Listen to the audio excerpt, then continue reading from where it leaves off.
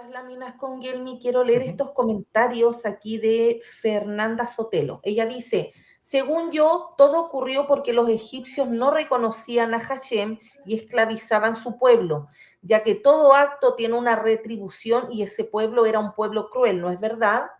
Luego dice, en mi opinión, si alguien le hace daño a mi hija, yo me vengaré sin pensarlo, sin duda. Realmente es una manera de justificar bien fea, bien desorientada por lo visto. Primero, ya ordenando las ideas históricas, no hubo esclavitud en Egipto y los hebreos jamás estuvieron en Egipto. Entendemos que este relato no es histórico como tal. Segundo, ella dice, como le hizo daño a mis hijos, ¿dónde está este Dios todopoderoso, rico en amor y en misericordia, que ataca a niños indefensos? Porque acá la venganza en el relato, entonces nos vamos a lo literario, no es contra el faraón que tenía supuestamente esclavizado a los hebreos. No eran esos primogénitos, no eran esos niños inocentes, era el faraón. El faraón, el rey de Egipto, era el que daba la orden. Entonces, ¿contra quién es la venganza? Contra el que hace daño. Entonces, está justificando una matanza a niños inocentes, independiente de que no es un relato histórico.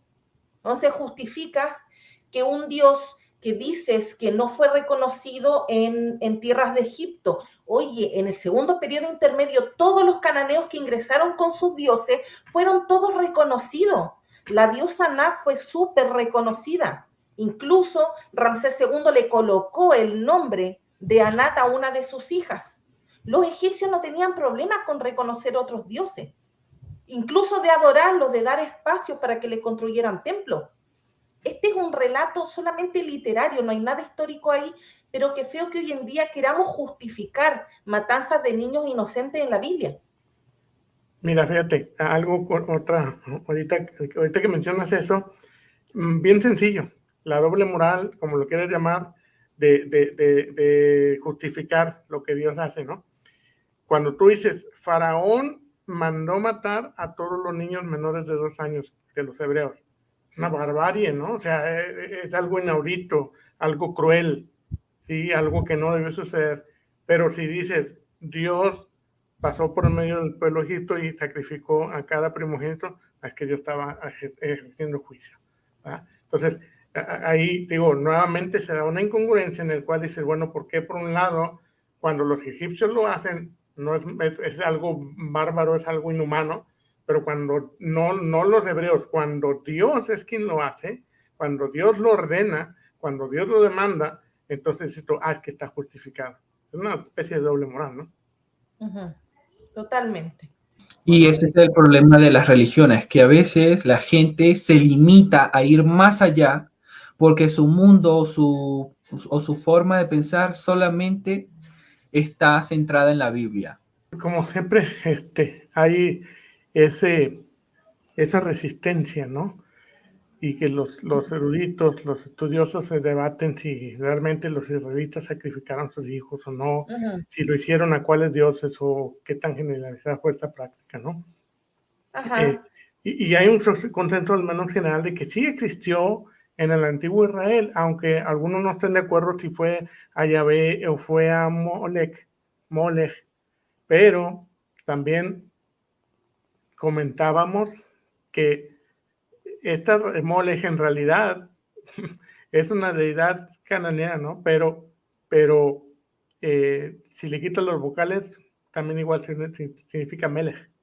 Claro, y tampoco es Molech, debiese ser Molech, porque termina en una Jaf. Sí, Molech viene del inglés, porque en el inglés se utiliza la K en vez de la J, Ujú. en el Pero hebreo. yo escucho incluso a biblistas ya más de estas líneas judías decirle Molech.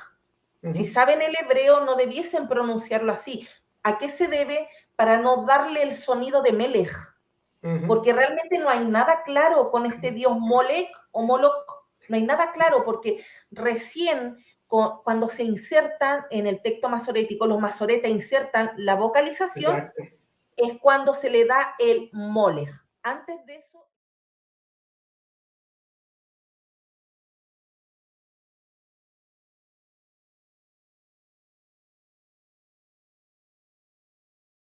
Molech. Antes de eso están las consonantes, que puede ser algún tipo de rey. Dicen que es una deidad fenicia o que es fenicio-púnica, pero no hay nada claro, solamente interpretaciones. Y al último, como te dije yo, ¿qué tal si es Melech Haolam, no? Y Melech Haolam se le atribuye a Yahvé. La realidad es que es difícil la interpretación por la misma cuestión de las vocales, porque al último es una interpretación de los masoretas para darle un sentido que ellos juzgan que debe tener, no es el que necesariamente tenía. Entonces, por eso está este debate de que si eran ofrecidos a Yahvé o a Molech o a Melech, cualquiera, ¿no? Pero sí existía el sacrificio de niños, ¿no? ¿Por qué? Porque se prohibió. Y si algo estamos seguros es que cuando se da una ley, cuando se da una prohibición, es con el afán o con la intención de tener un comportamiento que era algo común, pero que se quería eliminar, ¿sí? Entonces, se da una ley que prohíbe eso para precisamente tratar de eliminar ese comportamiento. Entonces, cuando la Biblia dice que Dios prohibió los sacrificios, es porque se estaban dando los sacrificios. No hay mucha vuelta a eso, ¿no? Los eruditos han debatido durante mucho tiempo si los israelitas podrían haber sacrificado alguna vez a sus hijos. Si es así, ¿a qué dios o dioses y qué tan generalizada fue la práctica? Existe un consenso general de que el sacrificio de niños sí tuvo lugar en el antiguo Israel, aunque hay poco acuerdo sobre el alcance de la práctica o sobre otros detalles. Algunos argumentan que los niños nunca fueron ofrecidos a Yahvé, sino solo a dioses cananeos extranjeros como Molech. Mientras que otros argumentan que el sacrificio de niños era una parte antigua de la religión yavista, que solo cayó en desgracia después de que tales ritos fueron condenados como sincretismo extranjero por retórica revisionista, incluida la de la Biblia hebrea. Muy bueno el comentario. Sí. Sí, súper bueno. Y acá también, en el libro, lo marcamos en gris. En un reciente libro del autor, no voy a leerlo para no pasar vergüenza, el libro tampoco, se abordan estos argumentos. Y como la mayoría de los eruditos, se argumenta que al menos algunos israelitas sacrificaron a sus hijos, probablemente a Yahvé. El objetivo principal, sin embargo, no es simplemente abordar la existencia o inexistencia del sacrificio de niños israelitas. En cambio, se recopilan todos los diferentes tipos de evidencia bíblica, arqueológica y epigráfica para intentar desentrañar las diversas formas de sacrificio de niños. El sacrificio de niños no era un fenómeno homogéneo más que el sacrificio de ovejas. Y acá Gray, en su libro Sacrifice in the Hebrew Bible, o sea, compara el sacrificio pascual, compara el sacrificio pascual israelita con las prácticas de los pueblos del cercano oriente que comían la carne del animal sacrificado junto con su sangre. Esto nos da a entender que esta festividad como tal, Pesaj, era una festividad que pertenecía a otras tribus, a otros pueblos nómades, claro, seminómades del cercano, antiguo Oriente Próximo, como quieran llamarlo ustedes. ¿Por qué se da la prohibición del comer sangre? Porque se comía sangre de los sacrificios. Claro, sí. Exactamente. Y estas prácticas se llevaban y entonces se adoptan, se le saca lo que no se debe hacer y se deja como propia. Era muy típico, muchas de las festividades de los judíos son tomadas de otros lados. Para respaldar su argumento, Gray cita a otro libro de Smith sobre los antiguos sacrificios árabes. Esta parte es buenísima, en los que el animal elegido, en lo general siempre era un camello, era atado sobre un altar de piedras apiladas y así dice la cita.